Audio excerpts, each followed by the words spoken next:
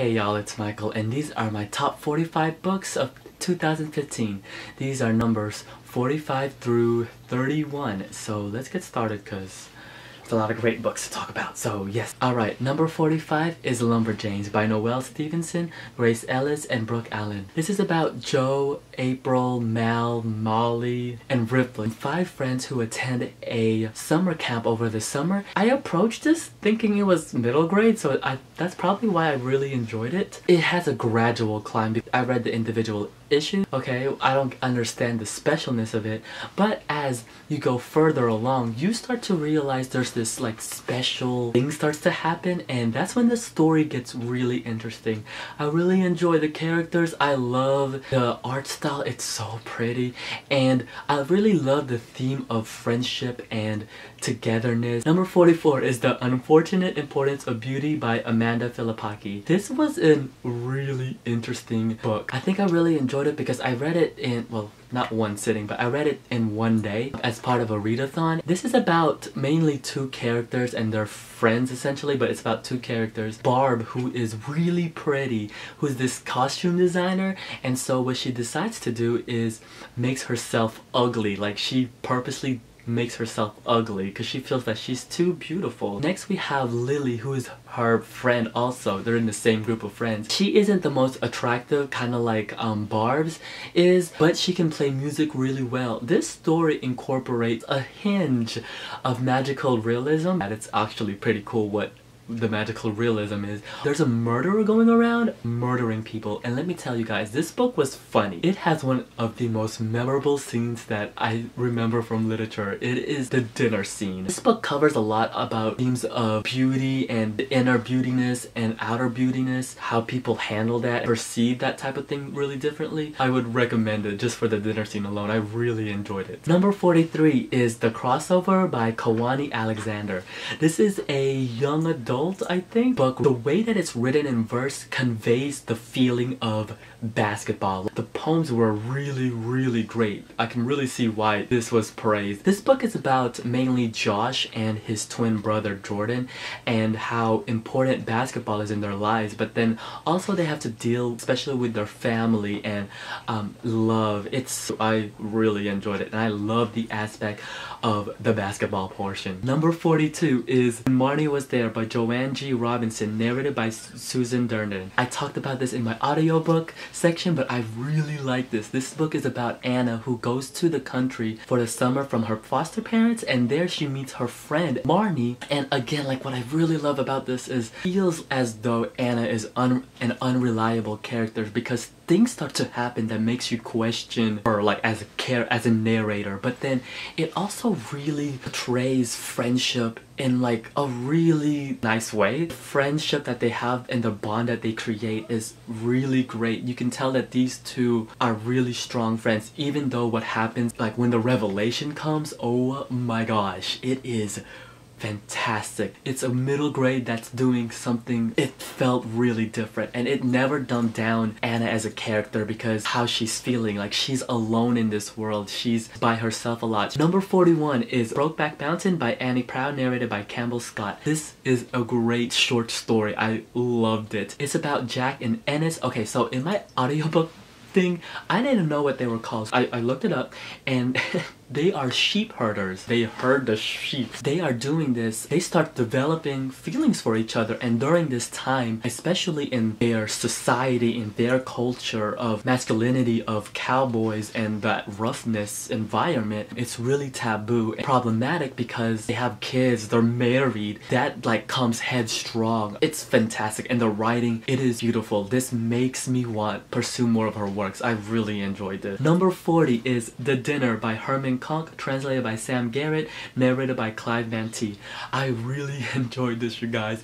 This is about 2 couples who meet for dinner. The way that the story is structured is as they approach each courses of the dinner, they tell you portions of what happened because they actually are meeting to talk about their sons, because their sons, they did something horrible. When you find out what the revelation is, there's a twist upon that twist. Like, I was like, wait, is that what? It really brings up the theme of what am I willing to do for my family and how much do I love them. It's so good. Go read it. Number 39 is Wonder by R.G. Palacio. This is a middle grade book about Augie, who has a physical deformity and he's attending public school for the first time. This book made me feel the feels. Even though it's made for middle grade, I think it's really universal in the sense that it harpers on the feeling of isolation and being different compared to everyone else, but people consider the norm. And there's two memorable things. The speech that the principal gives is amazing. Wow, incredible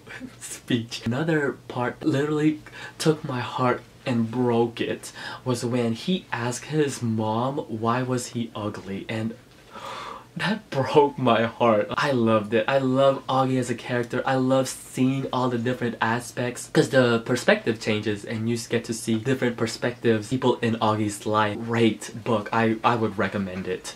It definitely pulls at the heartstring. The next one is a comic graphic novel that no one seems to be talking about, but I really loved it. Number 38, The Shadow Hero by Junlin Yang and Sunny Liu. I have read Yang's other works like American Born Chinese and Boxers and Saints. I think The Shadow Hero is his best one. I enjoyed it more than his other works. First off, it's a superhero origin story. It doesn't feel like that. Like it's really different in the way it handles an origin story. It's actually based on an old school comic. It's called The Green Turtle. Hank, that's the main character. He actually does not want to be a superhero. Like he's actually content with his life, taking care of the shop that his family owns, but his mom wants something more and to do something better, and she wants excitement in her life and the family's life. That comes at a price. She basically tries to make him a superhero, so that's really different in that regard.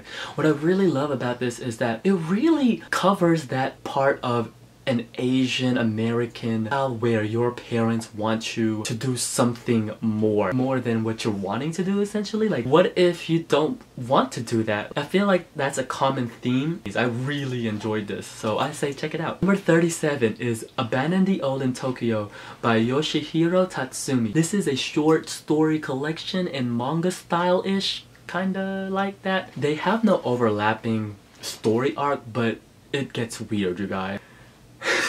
If you love that weird, quirky vibe of like Japan, like it can get really weird. Trust me. Number 36 is Batman Noir: The Long Halloween by Jep Lowell. This is in a black and white noir style. It's amazing. Basically, Batman has to solve this mystery where people like mass murderings and mass killings are happening on holidays. I really enjoyed it. It was like a fast action pack, really good roller coaster novel. I really enjoyed it. The next one is Not My Father's Son by Alan Cumming, and I listened to the audiobook narrated by him. This one is about Alan Cumming and the relationship with him and his father. It goes on this show called Who Do You Think You Are, where they trace your ancestry, and he comes to find out that that might not be his dad.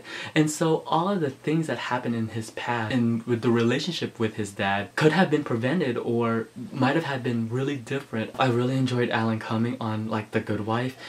He's like one of my favorite characters on that show, and it just really insightful, and I really enjoyed learning about his life. I really enjoyed it. The next one is number 34, Broken Monsters by Lauren Buquez. What I really enjoyed this is that it had this like true detective feel to it. I love that show. So when I was reading this, I was like, oh my gosh, I'm so loving this. This is about a detective, Versado, and she is in pursuit of a serial killer who is first killing. Is kind of like True Detective style, but it's like a half boy body and then like a deer body, like.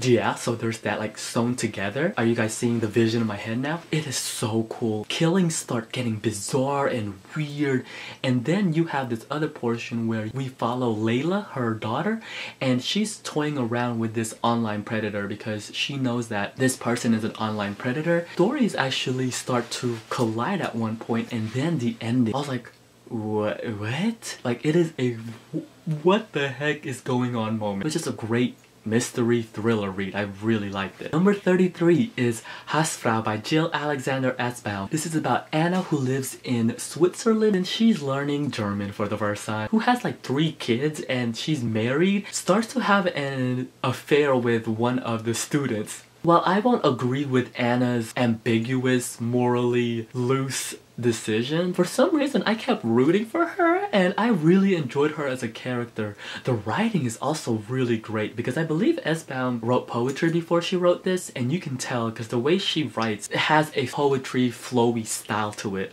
I really like this. Her choices are really questionable. Number 32 is A Little Life by Hanya Yanagihara. 4 classmates, but we have our main character Jude, who has a deep dark past. This book really centers on him, follows him throughout his life, because we do get flashbacks of what happened to him in his childhood. Looking back in hindsight now, I can see the flaws of it. I can see that it is dragged out. It's super long. It needed editing. There were parts where things could have been taken out. It kind of feels like as though it plays around with the reader's emotions, but I fell for it. Like, I really liked it, and I really like Jude as a character. I really enjoyed the relationship between Willem and Jude, and it was a great read. Last one for this video is Gone Girl by Gillian Flynn. If you read this book, then you know why.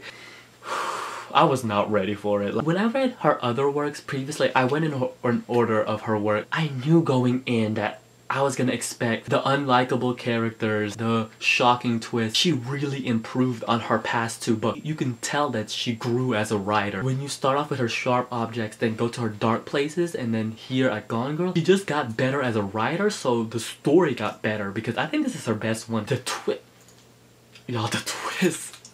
It's so good. I was genuinely shocked. Really goes to show that things are never as it seems. Okay.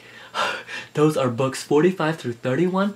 Check out the next video for the rest, and I'm tired. Okay, yeah, so until then, if you read any of these books, let me know, and then I'll see you guys till later. Bye! My memory card is not able to keep up. These videos are so long, and they're going to be so hard to edit. Ugh. Which I'm going to